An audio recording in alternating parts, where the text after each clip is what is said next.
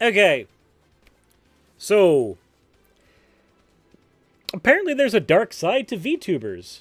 Now, I've already covered a little bit of stuff like this with the gatekeepy nonsense, but I guess there's a darker side to VTubers that we need to be looking at, and that has been... There's a guy called PaxTube who made a 20-minute long video about the dark side of VTubers, so I guess we'll just... we'll dig into that here in a second. But before we do that, Ivana Dragmeyer, thank you very much for this Slime Suris fan art. Said the Neko shouldn't be the only Suris to enjoy the spooky season. And true, but I do have Slime Suris. Actually, I think it was 10, 11. It might actually be this fan art that caused me to talk to Suzu about getting the spooky slime model. I'm actually almost 90% certain. Yeah, because the fluffy tail was inspired from this art. It just dawned on me. But thank you very much for the fan art, Ivana Dragmeyer. You know what? No, actually, we're gonna keep this model. I was gonna switch to Slime Suris, but no, we're gonna keep this one for this episode because I kind of have an idea of what we're gonna be delving into. With that said, thank you for your fan art submissions. If you guys want your fan art to be seen in a future episode, drop it into the fan art section of the Discord. As always, thank you for the submissions, and let's go ahead and roll the intro. Alright, so, the dark side of VTubers, with Garagura as a thumbnail. I mean, I didn't think that she's that dark, but she's not like Nyanners or anything. But okay. Said, what, no intro? Yeah, because it's a live video. Intro's over on fucking YouTube. Not here. But okay. Nyanners is dark. No, but Nyanners is chaos. Let's go ahead and see what's being said here. Let's go. A fair warning. This video contains some mature content and sensitive images. They will be shown for purposes of education and critique. Okay.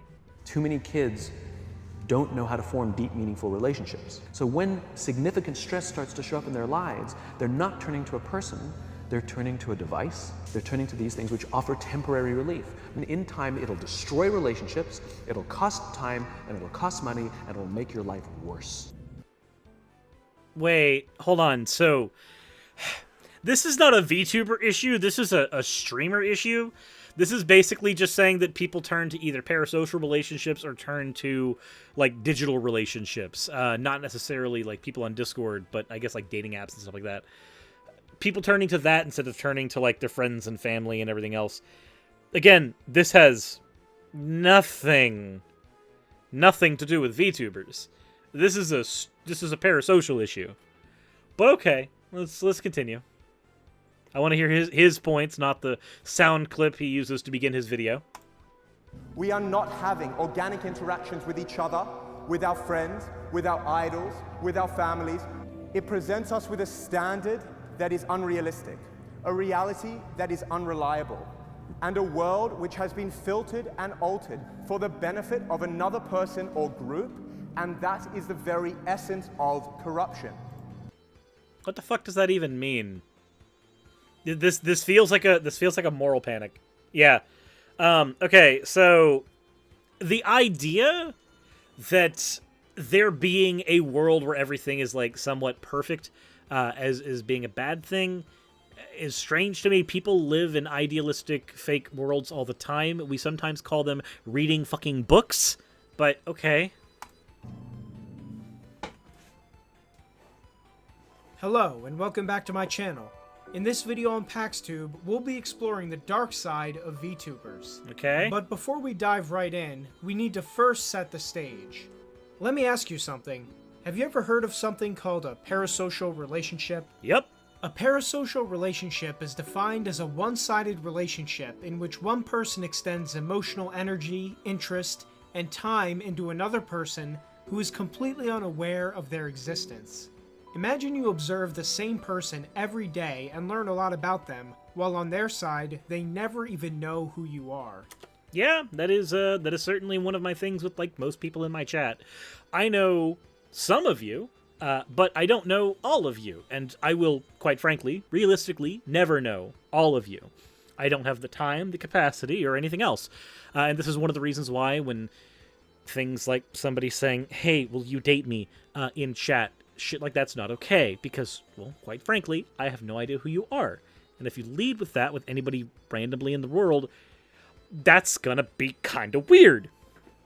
So, yes, parasocial relationships are a real thing, and they can be a real problem for certain people. People don't understand how to navigate parasocial relationships in a healthy way, and they sometimes can get dependent on them. But again, this is an issue we have with movie stars. This is an issue we have with our favorite authors. This is an issue we have with any streamer on any platform.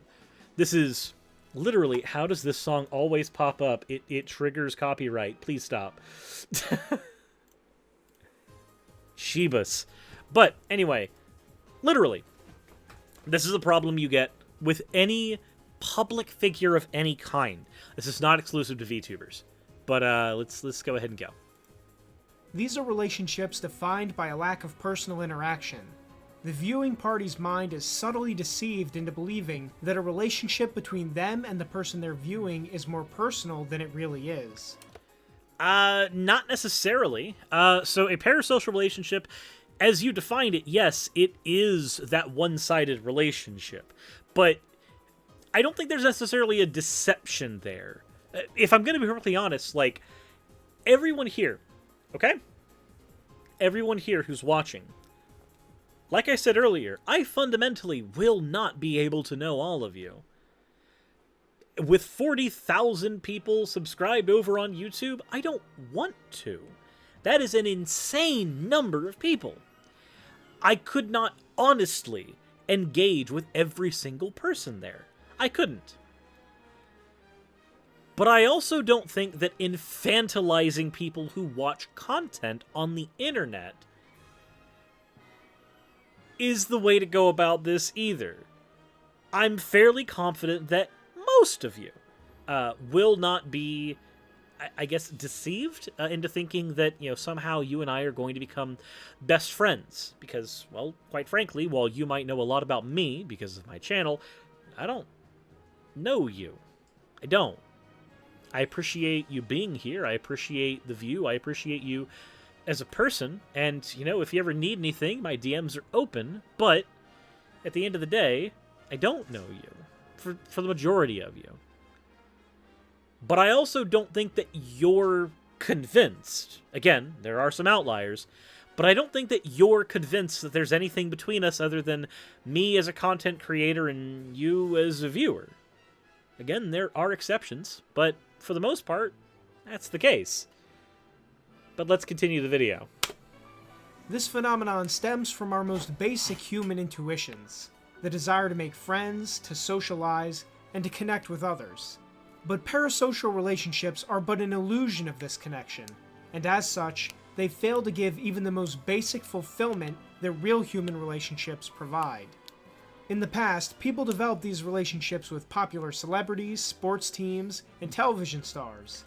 So, at least he points out that this is not unique to VTubers. I'm at least glad that that's there. But can I offer an alternative here? Now, there are... I'll use as an example somebody who eventually did become one of my closest friends, but was not at the time. Game apologist, Nick. If you happen to be watching this video, then hi, I'm talking about you right now. But there was a point in my life where my mental health was not terribly great, and long-form content consumption was the one thing that got me through most of my days. Thankfully, Nick happened to make some very fucking long content, whether it be talking about how much he loved Sonic 3 and Knuckles, or whether it be talking about his issues with Sonic Forces. He made a lot of long videos, things that I could digest over a decently long period of time so that I could get work done, because I had something in my ear that was playing, that was nice, familiar, and talking about something that I cared about. Again, this is before I legitimately formed a friendship with this person. That wouldn't come until months, maybe even a year after I discovered his content. But in the beginning, this was somebody whose content I consumed, and I did not know who they were. I knew that they were a person who talked about Sonic the Hedgehog on the internet, and that was about it. But their content, existing as something that I could consume, was a form of comfort. And, as luck would have it, eventually we would actually become friends and start a podcast together. And I know that that doesn't happen in 99.9% of these parasocial relationships. But the fact is that this person, and other people who happen to be streamers or YouTubers as well, their content is something that I consumed during some of my lowest periods, and it helped me get through that. You don't need to think that there is a genuine connection between you and a content creator for you to get something that is beneficial to your mental health from consuming that content creator's work.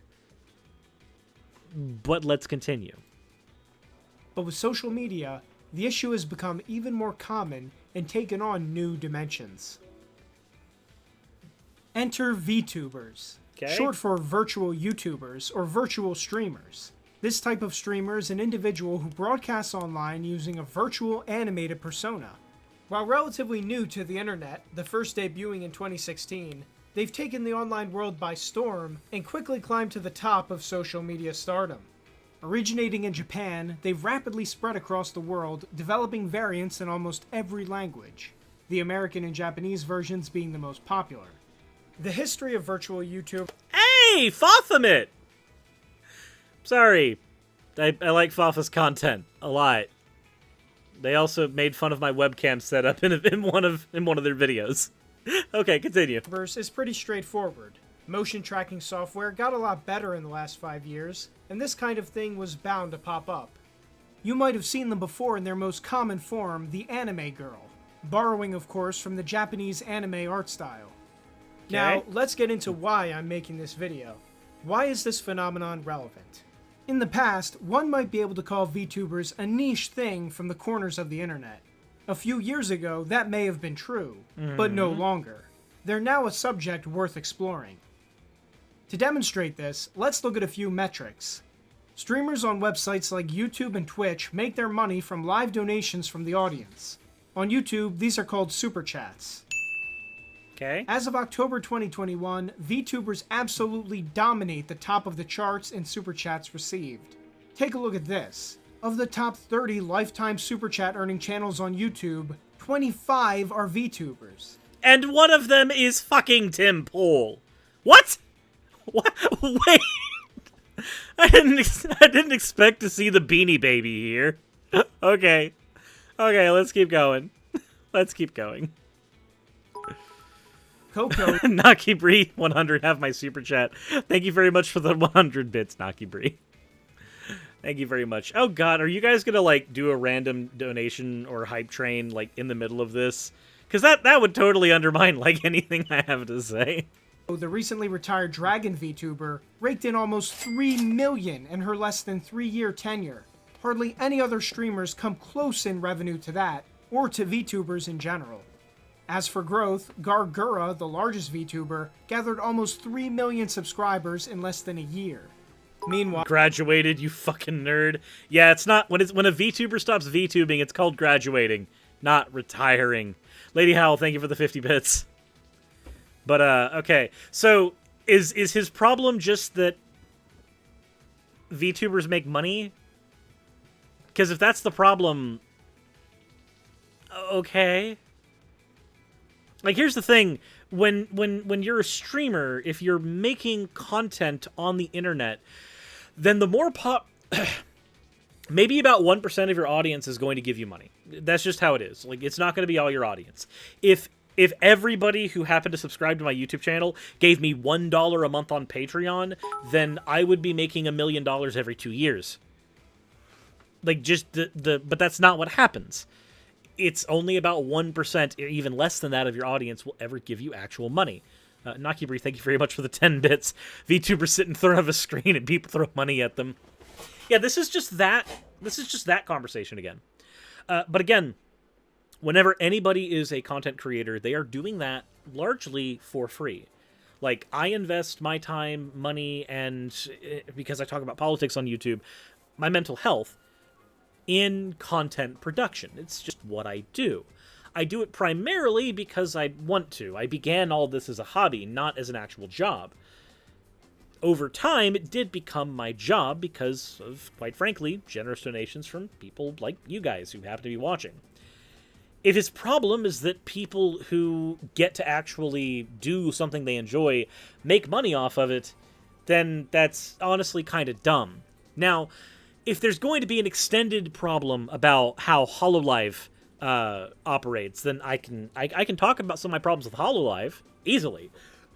I don't like the fact that if a streamer who happens to be on HoloLive fucks up, then HoloLive owns your model, and they can get somebody who sounds identical to you to take over that model and continue as if they are you.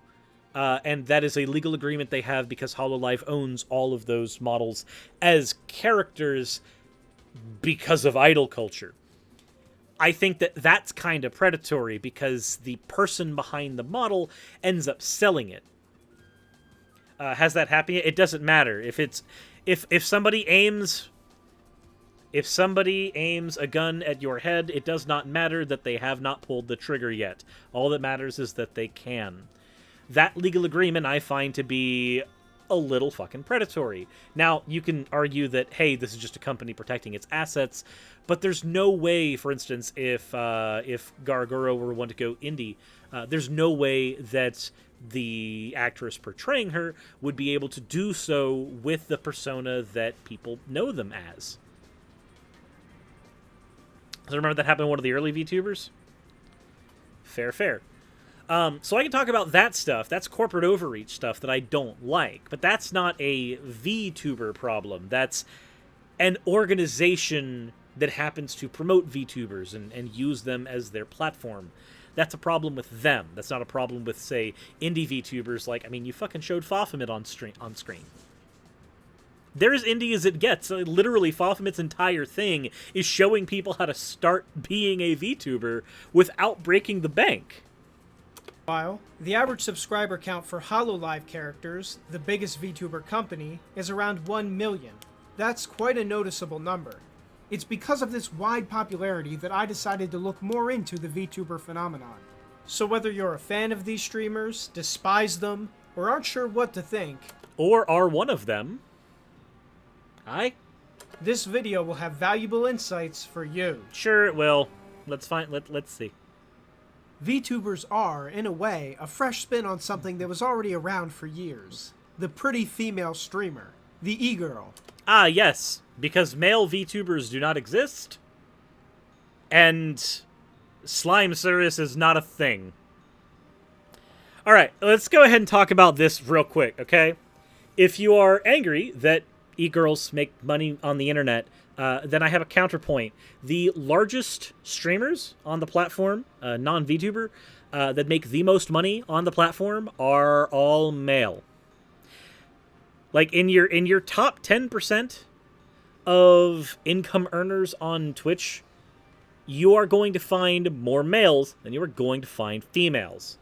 If you are mad that there are people who are female and who are succeeding on Twitch, remember, proportionally, there are more males succeeding on Twitch. This is just not the problem you think it is. But continue. These streamers, while they sometimes have talent, mainly rely on their attractive looks to keep viewers watching. Okay. So here's the thing. Do you not think that there is a talent in doing yourself up in front of the camera, having proper lighting?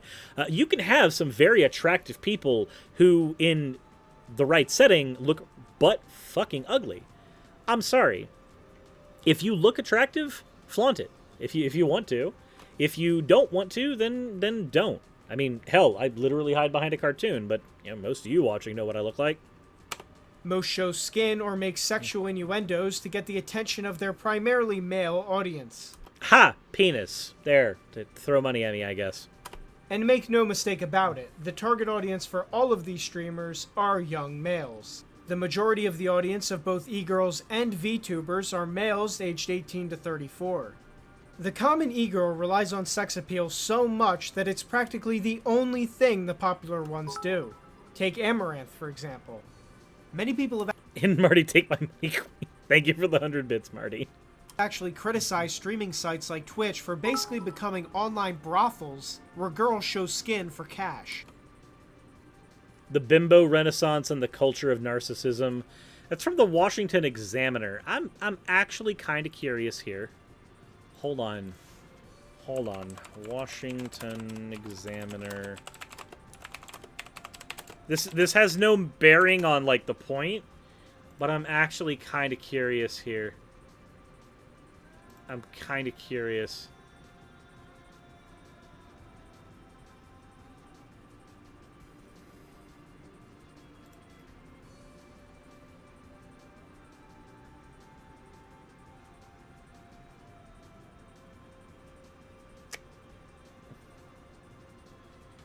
I mean,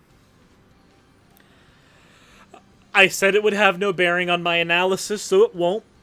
But it is there. Okay. That's cool. I guess we continue with the video. It even got to the point earlier this year where Twitch had to crack down on so-called hot tub streams. If you don't know what a hot tub stream is, consider yourself lucky. It's essentially just a female streaming in a hot tub in their underwear. Yeah, unfortunately that's a thing. What do you mean, unfortunately? If people want to watch somebody in their okay, let's put it this way. Let's pretend this is a real issue that really matters for a second. If somebody on the internet wants to watch a girl who is attractive to them do a thing on the internet, my question is, who is being harmed? Who gets harmed by that? Anyone? Because it doesn't seem that way to me. Like, again, if you want to talk about predatory agencies, cool. I'm okay with that. That's largely my problem with HoloLive. But if you want to talk about individuals doing something for an audience, then I just don't care. This is the difference between criticizing a porn company that happens to be very predatory in their practices and the idea of porn, in which amateurs can upload their stuff onto a website like Pornhub and OnlyFans and make money that way. At the end of the day, one of these things is just people doing stuff that either makes them happy or makes them money and doesn't harm anyone, and the other is a corporation being predatory.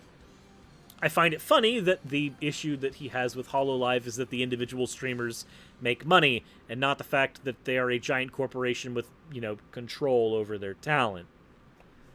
But okay. We'll just go ahead and miss the forest for the trees, I suppose.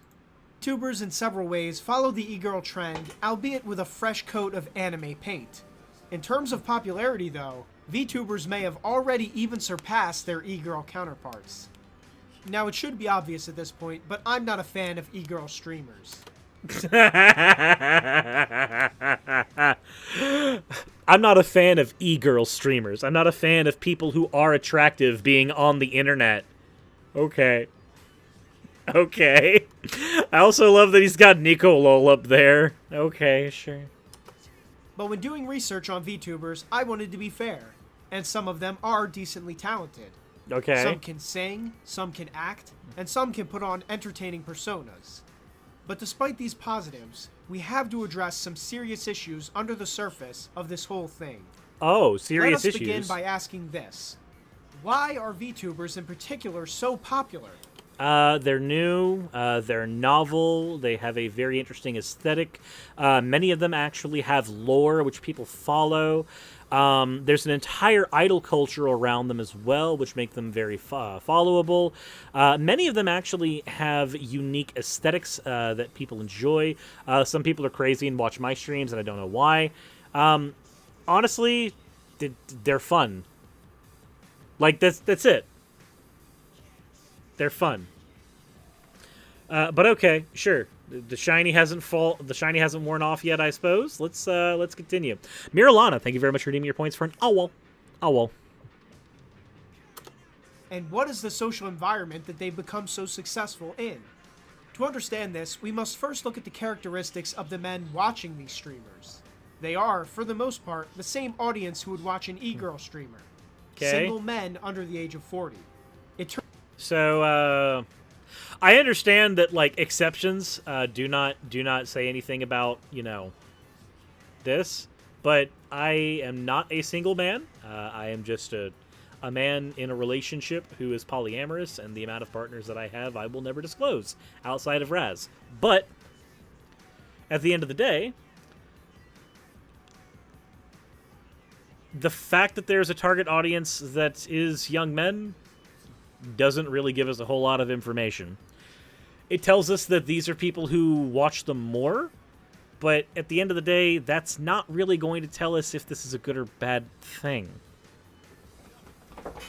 So VTubers are away streamers who can be camera shy. Yeah, I mean, like, there's another thing. Like, if you're a VTuber, if you're trans and you do VTubing, it is much easier to present the way that you would prefer. Infinitely easier. And I've even seen VTubers who, through VTubing, discovered stuff about their gender they had no idea about before they began. Like, people can use voice changers. People can use models that do not comport with the gender they were assigned. Like, they've got a whole bunch of stuff. Vada says, I'm a single woman under the age of 40. What does it matter? It largely doesn't. It largely doesn't. Turns out that today, there are more single men in this age demographic than ever before in modern history. Okay. Since around the 1970s, people in Western countries have been getting married later and later and later. This has been due to a combination of factors. The first and biggest is that religious and cultural values have drastically changed since the end of World War II. For example, since around the 1950s, most television and film media has promoted casual sex and not settling down until your 30s. Christianity stopped being promoted as the Western cultural norm, and thus the Christian values that promote chastity and monogamy declined with it. Okay. Is this a bad thing? I also thought that I was going to be talking mostly about VTuber stuff, but apparently we got into VTubers are destroying God. Okay, cool. To do a comparison, in 1900, when Christianity had strong influence in Western media, the average American got married at 24 and had over 3 children. Okay. Today, with religion having almost no say in media or public affairs... You are honestly that dumb to think that religion has no say in public affairs?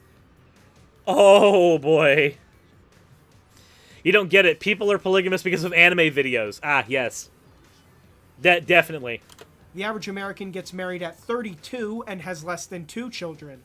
The rise of social media is of course another factor that has contributed to there being way more young, single men. People now primarily socialize online instead of in person, and this has predictably had a negative effect on the average person's social skills.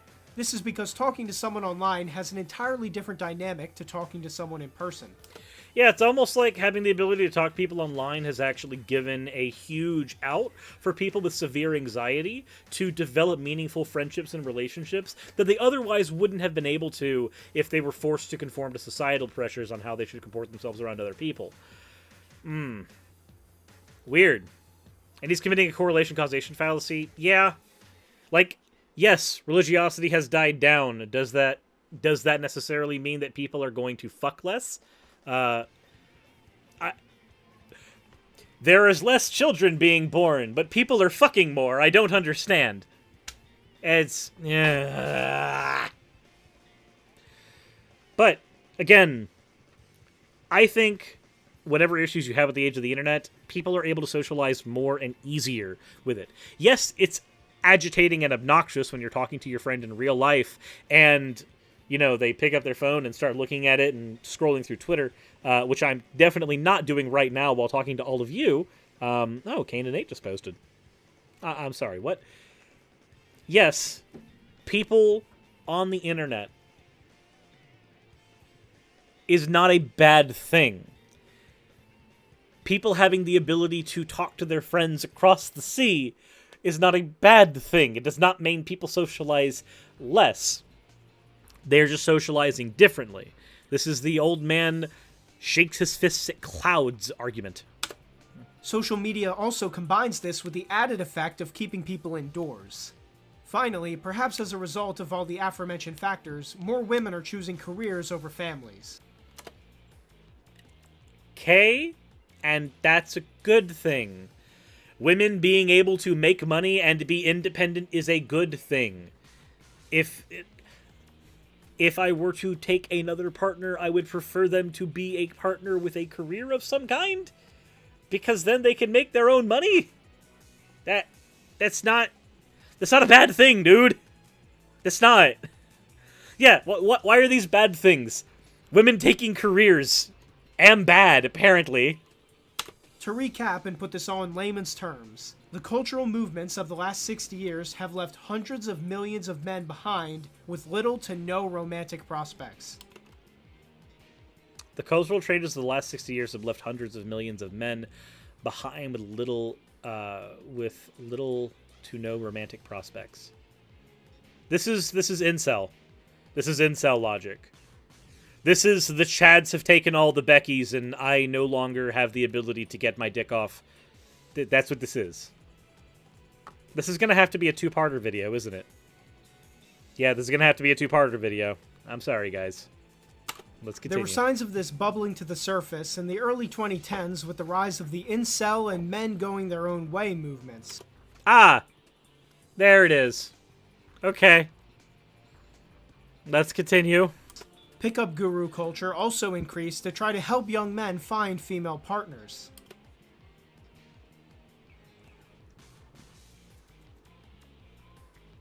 Pickup guru culture is not there to help men find partners.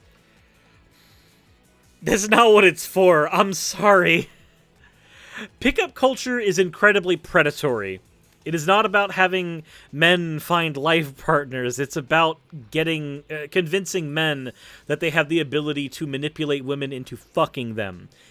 Go watch some pickup artist people actually do presentations. It's really fucking gross.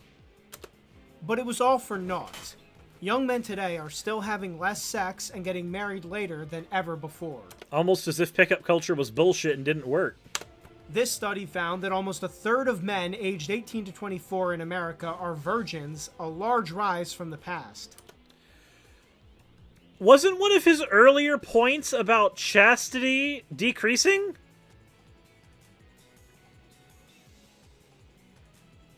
Is there...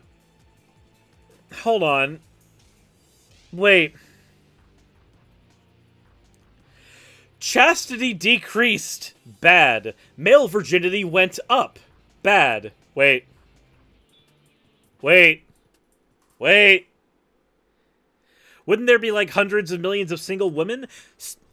There would have to be if this wasn't incel logic, where again, the Chad is taking all the Beckys. First of all, I'm just going to go ahead and say, if there is any argument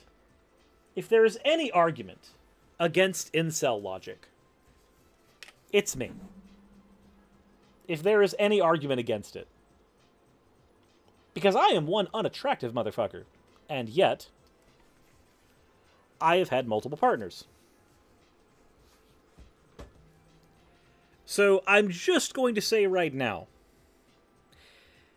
if your point earlier is about how chastity is decreasing among the populace, but young male virginity is on the rise, these 2 points seem very incongruent with one another, at least from my perspective.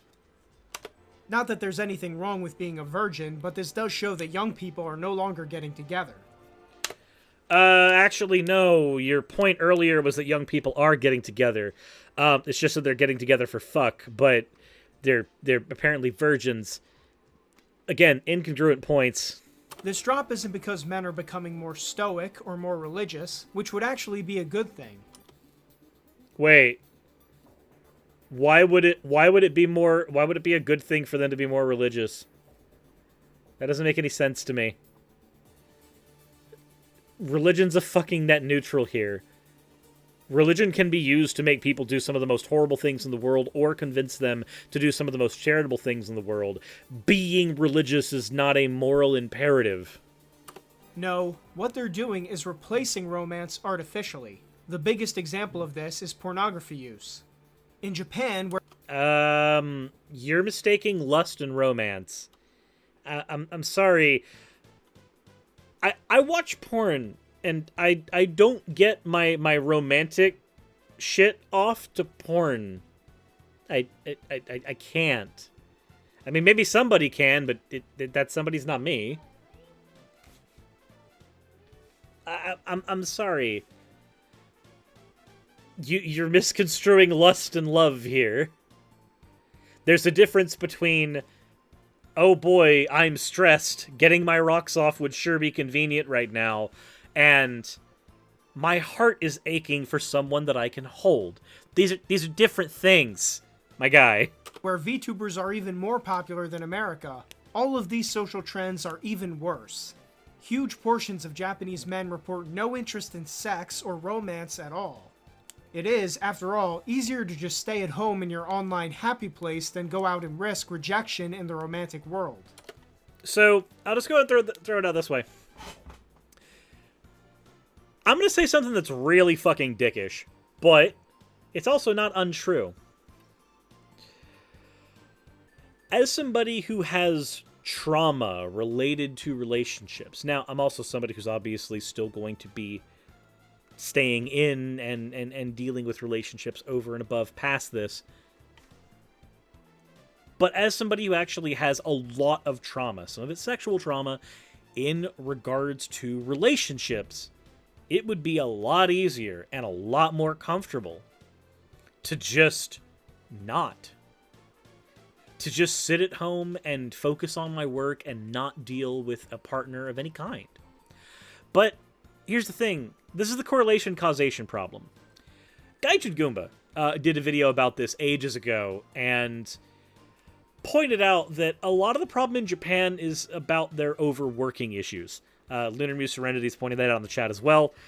It's not VTubers that are causing men to stay at home and not go out and seek relationships. It's that they just simply don't have the time to in a lot of cases. If you're being forced to work 60, 70, 80-hour work weeks so you can climb a corporate ladder, quite frankly, doing anything more than simply getting your rocks off to a porn video is probably more than you can handle. You're not going to have time to spend with a child. You're not going to have time to spend with your wife. You're not really going to have time to be a family man. You're just going to be the breadwinner, and then eventually you'll be old and decrepit and unable to do anything by the time you retire. That doesn't help. Also, TFD Goodman, my socials are not set to that parameter. You can find them just by looking in the About section. They just don't have time. I did not have time to find a relationship or do dating or anything like that when I was working 2 jobs. And I was working at McDonald's and Hardee's. I did not have time to go seeking a partner. I had time to go home, go to sleep, wake up, and go back to work. That's all I had the ability to do. And a lot of people in Japan have that problem. You want people to get married more, have relationships more, then figure out the problem with that workforce. You are falling for the correlation-causation problem because you have a confirmation bias. You are going in expecting to find that you can make VTubers the black sheep of your argument. That's why a lot of people date coworkers all the time. Yeah, because they're convenient. That's the thing. There's a big shame about dating coworkers, but for a lot of people, those are the only people they interact with. Like, those are the people that they see day in, day out, all the time. Those relationships of convenience aren't something to be shamed. For a lot of people, they're all they have. Now, if you want to get upset about the internet and people having the ability to be social on the internet, then can I point out that a lot of people have found, I don't have data on this because, of course, this is off the cuff, but a good portion of people have found love through the internet. They have found partners that they've met online exclusively. Back when I was in high school, every girlfriend that I got was from online dating. It wasn't until I was an adult that I actually started dating people who I met in real life first, and even then, there were still partners who I found through online dating primarily. Or just met online in general. The fact of the matter is, the internet actually offers an out to the problem you've presented. But you're busy keeping it as one of your arguments against. In the most extreme cases of this, we actually see products being made to let Japanese men marry a virtual anime wife. A lot of Japanese men? No, there's not that many who actually do that. There's a headline about a guy who married his Japanese waifu from his Nintendo DS, and that made headlines and the rounds and shit, but that's not a commonplace thing. That's not a common practice. That's not a point in your bucket. Perhaps most shocking is that despite these clearly negative trends, neither the American nor the Japanese governments have done anything whatsoever to try to address the problem. How are you going to address the problem? Hey, everybody in America, we need you to fuck more without condoms. Oh, God. I actually understand what his point would be then. If religiosity is his issue, or one of the things that he thinks that people need to be doing more, and, well, the Catholic Church, specifically, happens to have a really big to-do about condoms, because they replace their numbers not through evangelism, but through breeding. I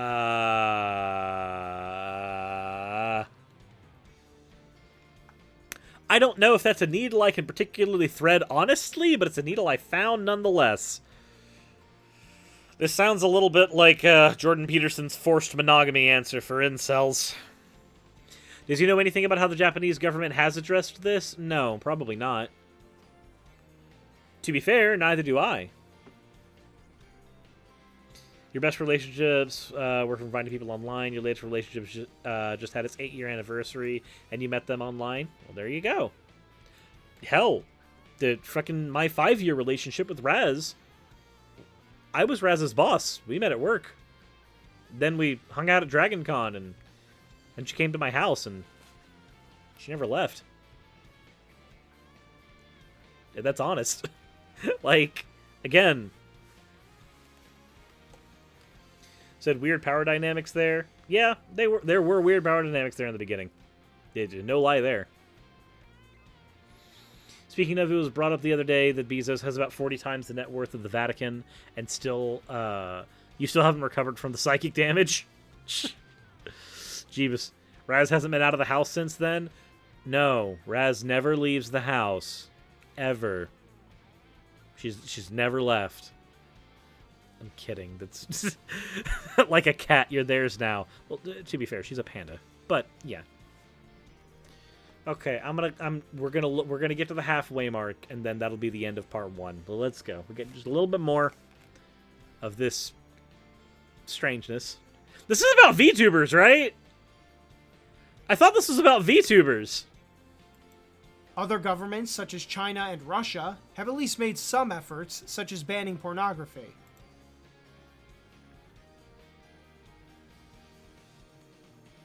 And you think those are good things? Yes. You and your significant other film each other having sex and put it on the internet. Welcome to jail. It's literally anti-Coomer action. Yes.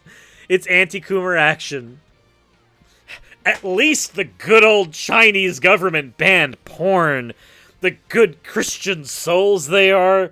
Let's not talk about the genocide of the Muslims. What's going on over there? But, you know, it's fine. It's fine. This is about VTubers. This is supposed to be about VTubers. Why am I getting a John Doyle video when I'm supposed to be watching a video about VTubers?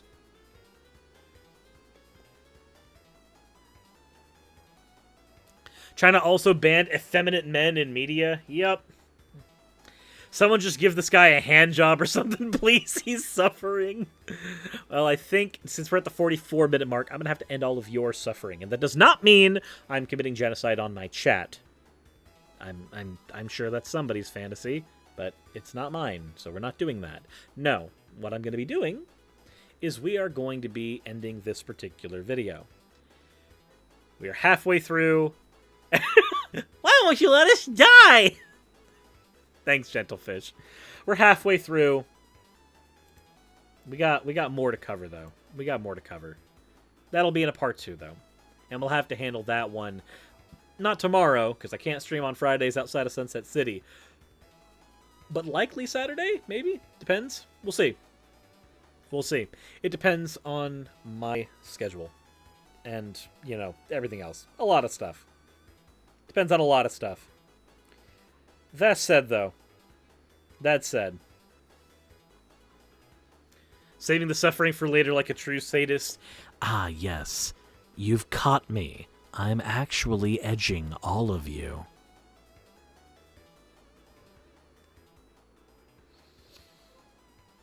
Anyways. But now you know. This is a part 1. I didn't realize we'd be doing this as a 2-part video, but holy shit! There's a lot to get into here. Holy. It's like a no bullshit video. Let me know what you think in the comment section below. And we'll get to part 2 when we get to part 2.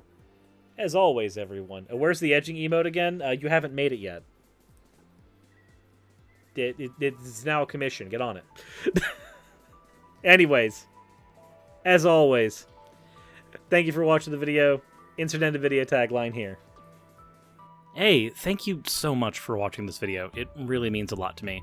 If you want access to behind-the-scenes content for the channel, please consider checking out my Patreon. I do weekly vlogs over there, where I give real-life updates to what's going on behind the scenes on the channel, stuff that you don't really get over here, and even on Twitch.